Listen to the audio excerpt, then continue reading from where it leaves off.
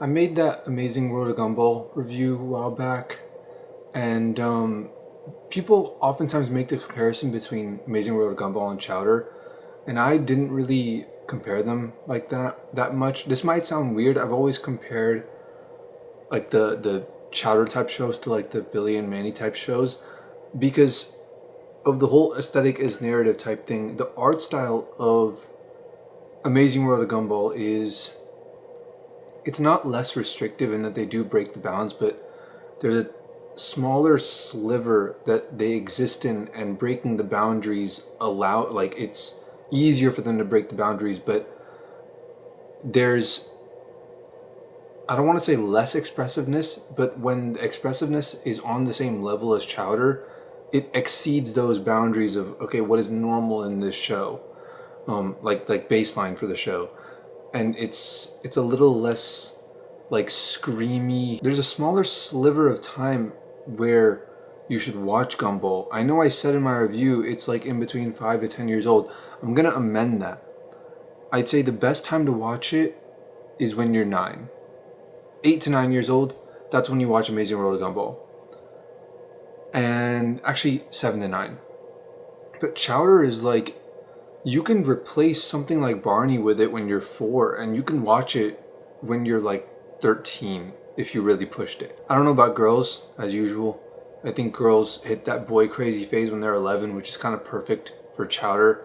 But maybe like a little earlier than that, because it's a really cartoonified boy crazy phase.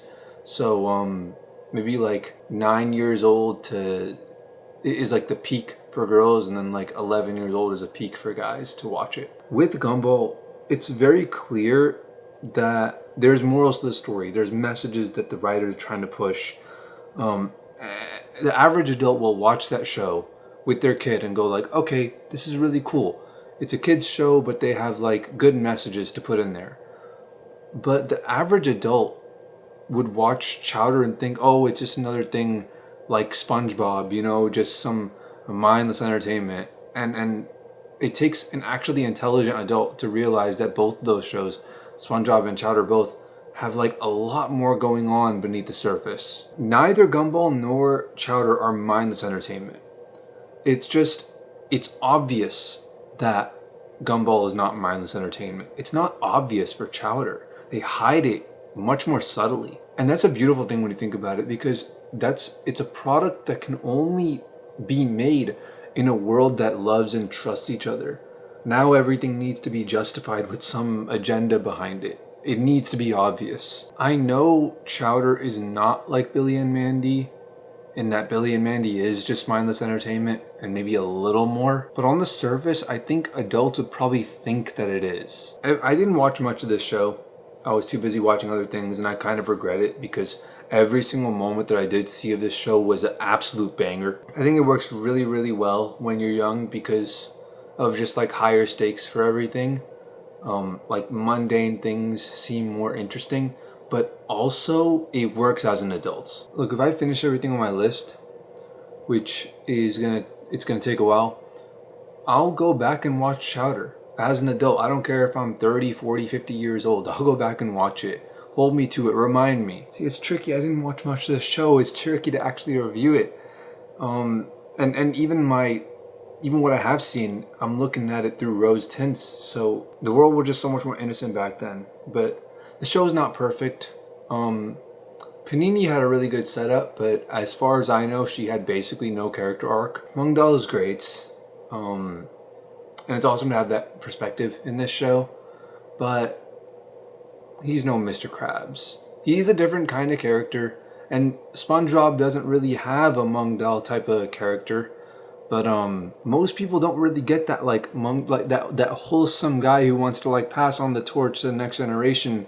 Most of the time, it is like a Mr. Krabs. Like, dude, John Jones is like, oh, I don't want to pass on the torch. I want to be great and forget the rest of the sport, forget everybody else. And people praise him for it. Oh yeah, he's the GOAT. It's like, what kind of precedent are we setting?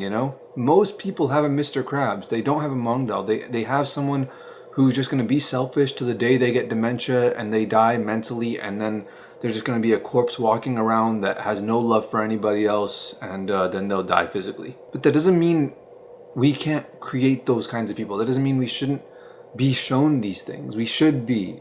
We should inspire others, expose each other to the possibilities of what you can be. Show people what a great leader actually can look like. He may not be like some exceptional, perfect, like superhero type, heroic role model or whatever, but he actually genuinely cares about Chowder, and that's what matters. That's what makes him a good leader. Schnitzel is also a really good character, like surprisingly. Like, for those kinds of, the Groot type of characters, I don't want to call them Groot type of, because Schnitzel he puts Groot to shame. The show has its flaws, obviously. It's great. It's not like some amazing masterpiece, whatever. It's really good. And honestly, what carries the show, this is going to sound crazy, this is the last thing I have to mention, it's the fourth wall breaks. This is what carries the show.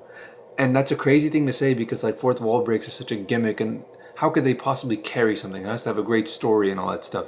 And then fourth wall breaks are just like the cherry on top. No, they're genuinely that good. They are god-like fourth wall breaks. Like, you think you've seen it all. You think, oh, I watched Deadpool and Phineas and Ferb.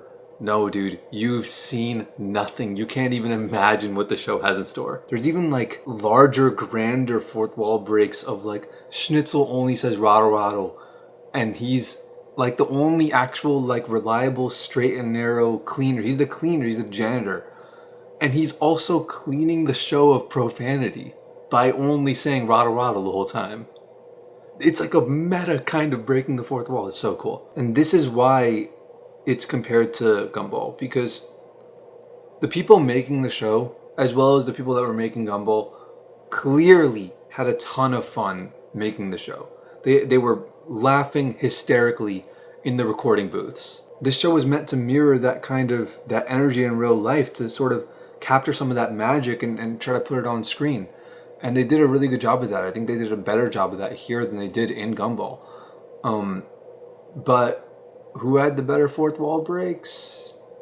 I don't know. Hard to say. They're both leagues above everything else in terms of their fourth wall breaks. But I think it depends on the mood you're in while watching them. I don't know if I'll live long enough to go back after I'm finished reviewing everything and go back and watch this. But I'm making this video now to let people know this is actually a really good show. It's not one to just throw out, like to just let be forgotten. Make sure your kids watch it. Or at least, if they have the time and they're not watching other things that are better, which there are better things, there are real life lessons in here. Even though I didn't watch much of it when I was a kid, highly recommend it. Best time to watch it if you have a boy is when they're like 11. If you have a girl, when they're like 9-ish, obviously. I mean, there's a lot of variance with this one. And I honestly think, bro, if you're an adult, watch it with your kids. Like, it's a good show. It holds up as an adult.